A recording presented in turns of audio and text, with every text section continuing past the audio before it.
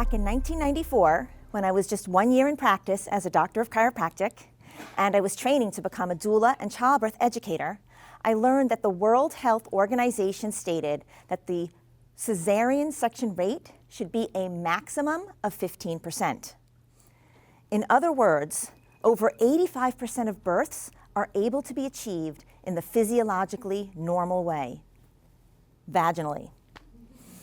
However, due to the medicalization of a physiologically normal process, almost 1/3 of babies in the United States come into this world through major surgical procedure.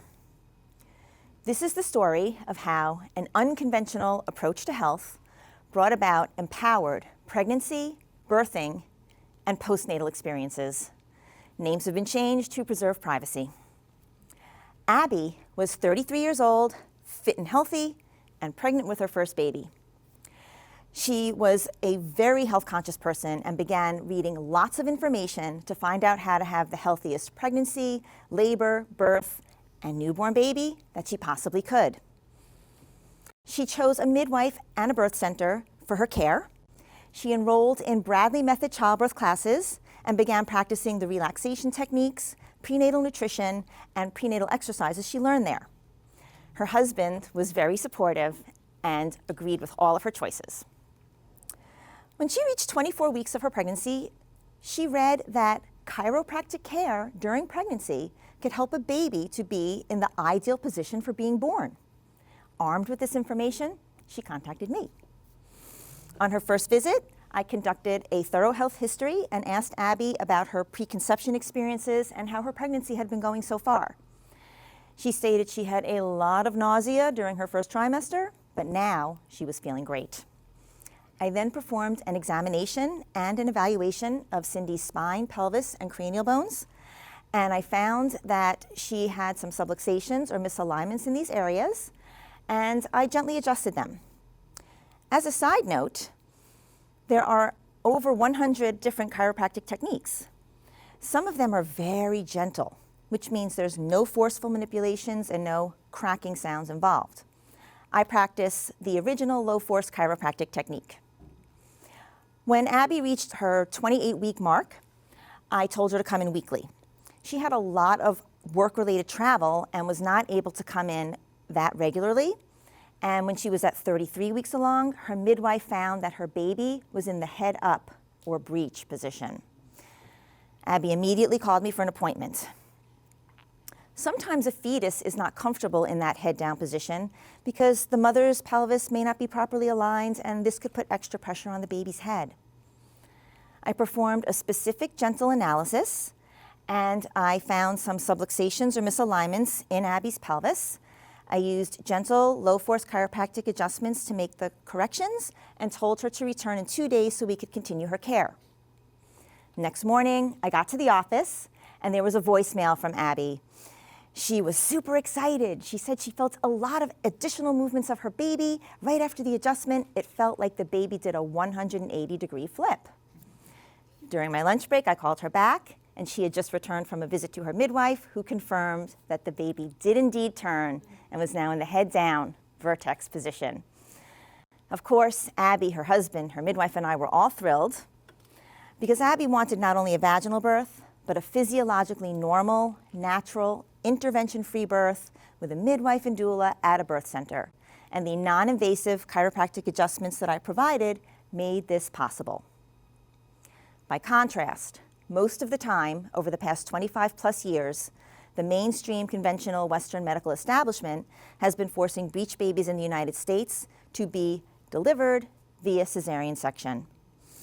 The highly medicalized model for delivering babies in the United States is failing mothers and babies because packages are delivered.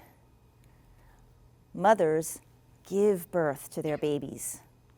Isn't that so much more empowering? Abby and her baby could have easily been a part of the 32% of babies in the United States that come into this world through major abdominal surgery. Thanks to chiropractic care, they were able to achieve a physiologically normal vaginal birth without any drugs or other interventions. In order to fit pregnancy and childbirth into the mainstream conventional medical model, a sickness care model, a pathological approach. They have been made into illness, conditions, diagnoses. But pregnancy and childbirth are not illness, and they should not be traumatic experiences. Pregnancy and childbirth are normal physiological functions of a female body. And the same could be said for breastfeeding. Yet so many new mothers struggle to feed their babies in this physiologically normal way. Dylan was 3 days old when his mother Jennifer and he came to see me. He was struggling to maintain a latch. He would stay on the right breast for about 10 seconds, on the left breast for about 20 seconds, and then just cry and cry. As a chiropractor and lactation consultant, I performed an examination, and I found that Dylan had a high palate and a tilting of his head to the left. I then examined his mother Jennifer, and she had a lot of water retention, edema in her face, feet, and breasts. I asked her about her birth experience. She had a highly medicalized birth. She was induced using Pitocin. She had a 38-hour-long labor, and for 34 of those hours, she had an epidural. This explained why she had such a large amount of water retention. I then helped Jennifer to use reverse pressure softening to make her nipple more graspable for Dylan. We latched him, and he stayed for 40 seconds on the left breast and for 25 seconds on the right. I then used gentle, low-force chiropractic adjustments to correct the subluxations or misalignments that were in Dylan's cranial bones that were causing that high palate, and to correct the subluxations that were in Dylan's neck that were causing that left head tilt. And we then helped him latch to the right breast. And he began sucking and swallowing beautifully. He fed for 9 minutes, self-detached, and fell asleep. Jennifer was elated and grateful to be somewhat deflated. She had about a 40-minute drive home and decided to take Dylan there and nurse him on the other side when he woke up. Just over an hour later, Jennifer called. She said Dylan woke right when they got home, and she used the reverse pressure softening and helped him latch to the left breast, and he began sucking and swallowing as he had after his adjustment. He drank for 12 minutes, detached, and again fell asleep. I was so happy she called me to give me this news. I told her that she and Dylan should come in a week for a follow-up visit unless he started having breastfeeding troubles again and needed to come in sooner. When I saw them a week later, Dylan and Jennifer were a champion nursing duo. He had held the adjustments from his first visit.